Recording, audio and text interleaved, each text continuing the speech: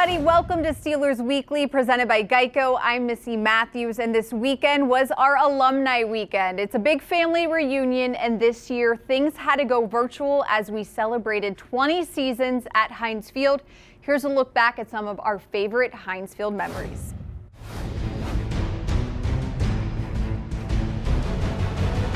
We understand the situation that we put ourselves in, and we're a desperate football team, and we're going to play like it, for the rest of the season. And hopefully that will give us that sense of urgency that we've been missing. The state of the Steelers couldn't have been much worse. They were coming off a game in which they had lost to the Cincinnati Bengals at home, the third consecutive loss, and that put the Steelers 2 games behind the Bengals in the race for the division championship with only 4 games to play. Some people might remember that was the game that T.J. Houshmandzadeh decided to wipe his shoes off with the terrible towel. It seemed to be a symbolic changing of the guard. The Bengals on the way up and the Steelers on the way down and out. And the Bears came to town running an 8-game winning streak. They had dropped 3 of their first 4, but they had caught fire under rookie quarterback Kyle Orton. And it looked as if the Steelers were going to have to win their final 4 to make it to the playoffs, and it looked like that was going to be a tough task, starting with a red-hot Chicago team. This was a game that was won on Wednesday as much as Sunday, and I say that because the Steelers did something way out of character at that time of a season. Faced with that 3-game losing streak and faced with a 4-game closing stretch that they knew they pretty much had to sweep, they put the shoulder pads on and they put them to good use in practice. Normally, by that late juncture of a season, the practicing in pads and the hitting is pretty much over with. But Bill Cowher sensed that his team needed to kind of contact itself back into form, and the players ended up being all for it. They had a real physical practice on Wednesday, and they also decided going into that game that it was going to be a game in which Jerome Bettis was featured, that one way or another, Jerome Bettis was going to play a critical role, and the Steelers were going to ride or die with the bus. Talk about the playoffs, you want to go home today, win or go home. And we ain't going home. We at home. And it's interesting the way it played out, because in the first half, the Steelers were ahead 14-3. Heinz Ward, he gets the first down and more. Inside the 5, he's into the end zone for the touchdown. And they give it to the bus. Touchdown Steelers. This is a totally different team than the club that lost the previous 3. Jerome Bettis had 1 carry for 1 yard. Didn't seem like it was going to be a Jerome Bettis deliver us from the losing streak type of game. But if you recall the way they played back then, early in Ben Roethlisberger's career, a lot of times the format was throw to get ahead and then run to win in the second half. And Jerome Bettis ends up with a 101-yard effort on 17 carries. He was unstoppable. It's going to be a long day for somebody. I ain't going to say who. Y'all figure it out. Ride the bus. Ride him. You got his no tires on.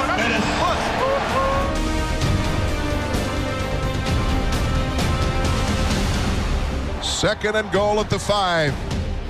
The give to the right, and the bus waits. The bus drives, and the bus gets to the goal line. Touchdown, Pittsburgh! Jerome Bettis, and the Bears were trying to tackle him, but they just could not. Well, and you see Urlacher came up there, and the bus ran over Urlacher. Then Todd Johnson came up there, and he ran over him. For a franchise that has had so many iconic moments and memorable plays, that's a snapshot, whichever angle you take it from, of Bettis and Urlacher at the goal line. To me, at least, it stands up there with any of them. If you would say, show me what the bus is all about, I'd play that play for you. That's what the bus is all about. It was kind of the exclamation point on that game, and maybe a snapshot that the Steelers were in fact back. They found their game just in time, and they were ready to finish things off, make the playoffs, and then take their chances from there. I think the weather had a lot to do with why the Bettis-Urlacher moment was so iconic. It was Pittsburgh. It was December. The weather was crappy. It was snowing. The field was muddy. It was just that kind of romantic football type environment. I think it was a perfect storm of a desperate game that you had to have, a pretty good team that you had to beat, and the type of conditions that it's easy to look back on romantically and think, wow, wasn't that just something? We have much more coming your way here on Steelers Weekly. We'll be right back.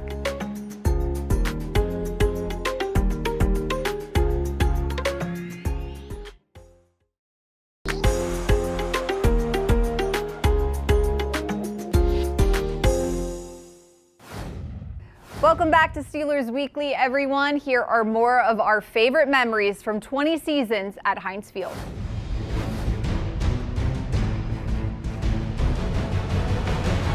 Blue Browns, when they entered the league in 1999, between their re-entrance back into the league and this wild card game in 2002, the Browns had only won one game against the Steelers, that by 3 points. So it was then what it kind of is now.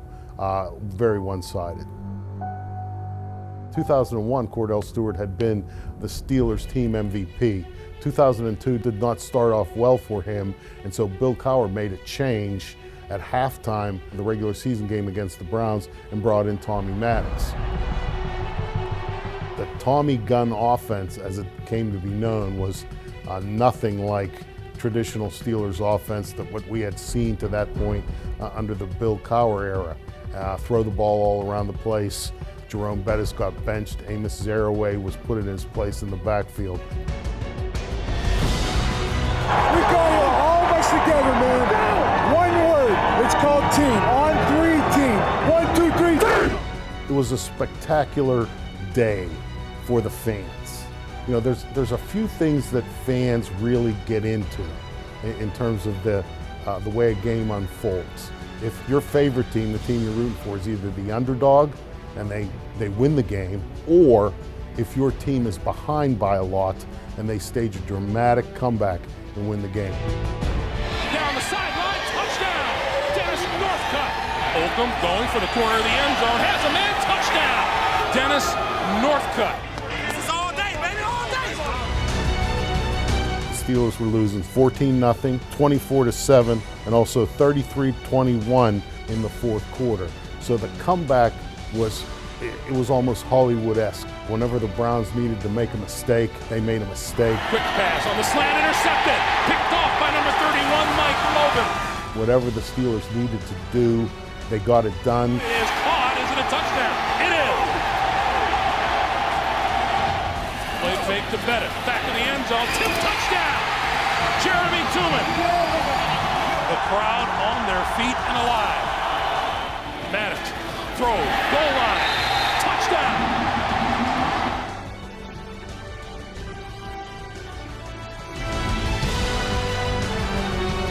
A drop pass by Dennis Northcutt in the fourth quarter really was a critical turning point in that it forced the Browns to punt at a time where it didn't seem like the Steelers' defense was going to be able to stop the Browns' offense, led by the inimitable Kelly Holcomb. Personally, sitting in the press box watching this, I didn't believe that there was any way that they could come back to win. You know, you need some help from the opponent to come back from the kind of deficits from which the Steelers came back in that game, and the Browns provided that.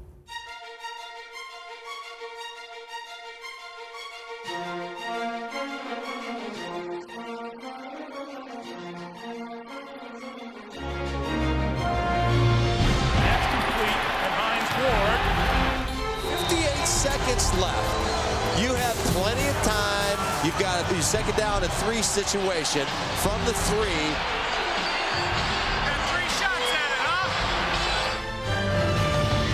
Second and goal at the 3. Steelers down by 5. They go with a draw handoff. And Foose into the end zone for the Pittsburgh Steelers touchdown. Chris Fuamatu-Ma'afala gets the go-ahead touchdown for the Pittsburgh Steelers. How about them apples? The touchdown, it was kind of a draw play to Chris Fuamatu-Ma'afala, who was put in those games as a blocking back. Really, they gave him the ball and he just powered into the end zone, and it was as loud when he crossed the goal line and got into the end zone as I have heard it at Heinz Field.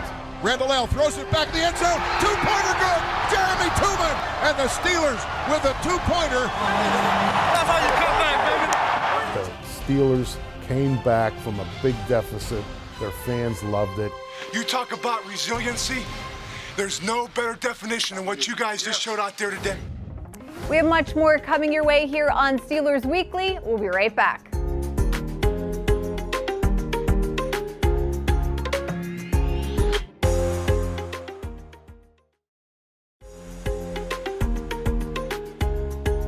Steelers Weekly is presented by Geico, where 15 minutes could save you 15% or more on your car insurance.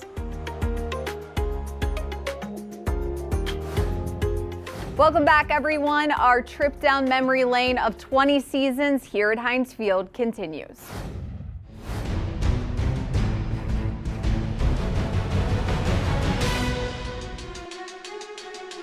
Well, the biggest thing about it is, the whole town is rocking.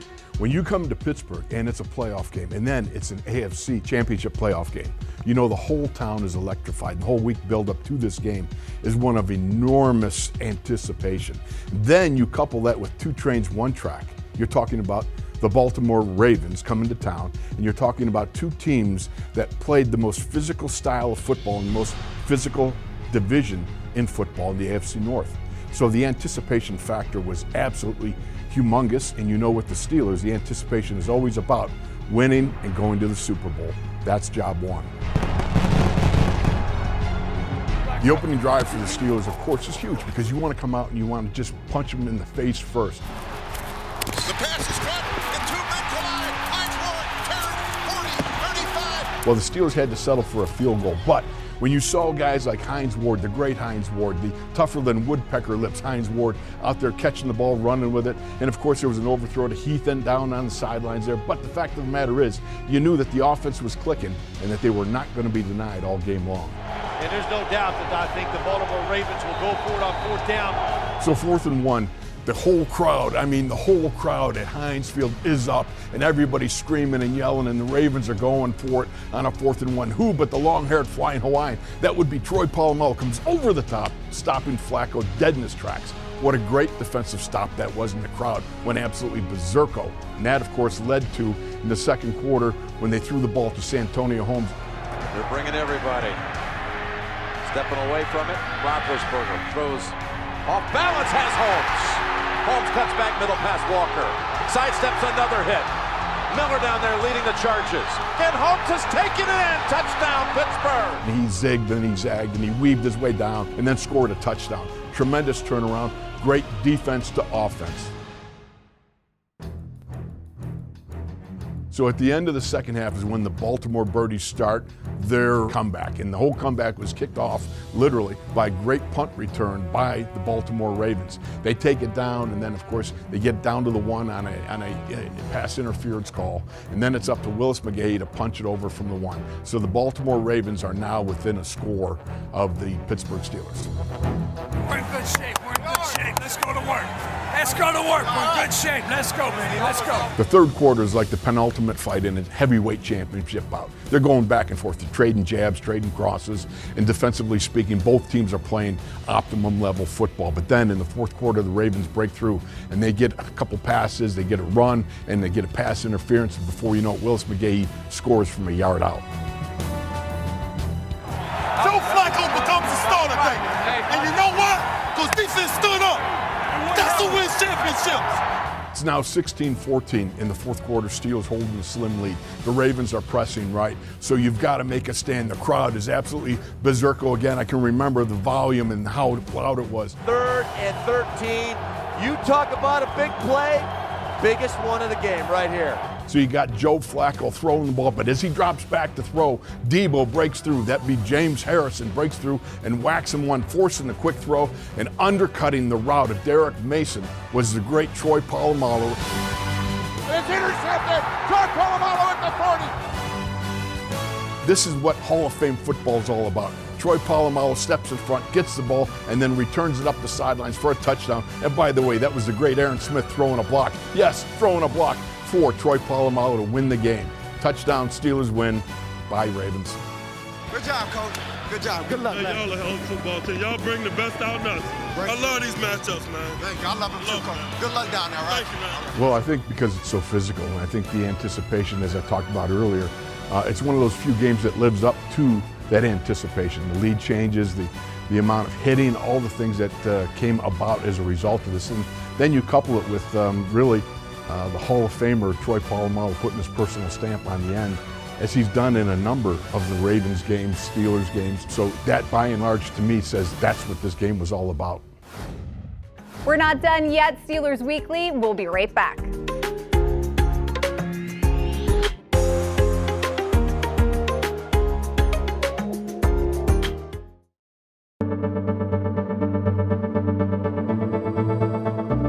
Joe, with Bud now out, seems like the rest of the season, as Mike Tomlin said yesterday, obviously you lose a lot of on-field production, but what do you lose intangible-wise that he brings to this team when he's on the field and when he's in the locker room just around you guys every day?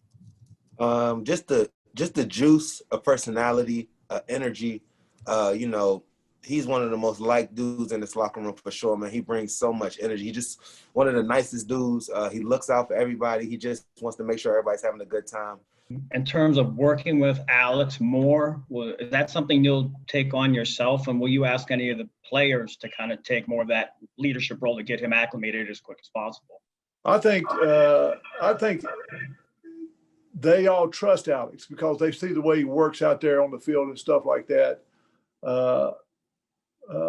Coach Dunbar does a great job with our outside linebackers in terms of rushing the passer and dropping and stuff like that. When we say outside linebacker, we use those guys in a lot of different ways in that we not only rush the passer with them, we drop into coverage with them at times too. So I usually handle the drop in coverage and make sure they're doing what they're supposed to do, and the pass rush part of it usually comes from Coach Dunbar.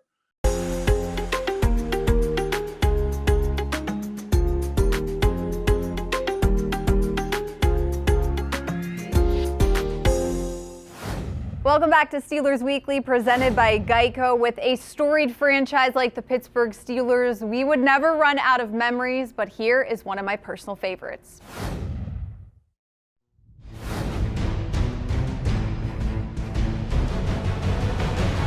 All you non-believers disrespect us, talk crap about the defense like we ain't the third best defense in the league. Congratulations. See you in Pittsburgh. Can't wait. Back to you.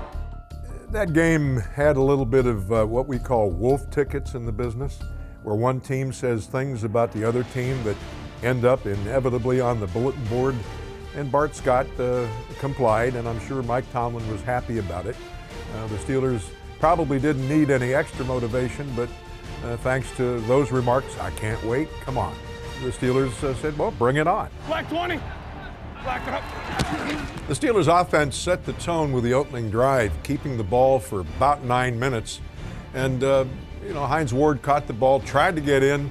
He got to the 1 yard line, but unfortunately the good news is they did score with Mendenhall. Mendenhall scored twice last week, and I think he broke the plane. He's in, touchdown. Finally pounding it in, but the bad news is you lose the best center in the game in Marquise Pouncey.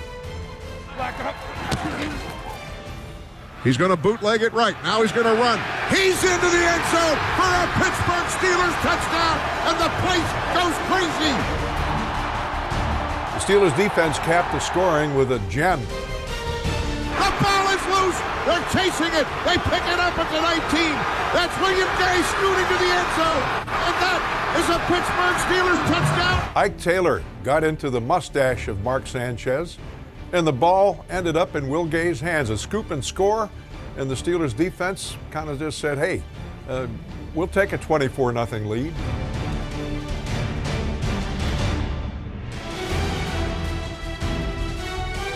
The Steelers ran the ball well, they threw the ball well, it had a good mix, a good feel, continuity, 24 points, the score was 24-3. Looked like the game was over, but a little bit like the 2020 team, they can kind of play two different halves.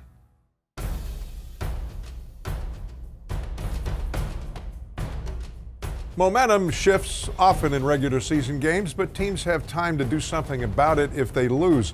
In the playoffs, there's no tomorrow.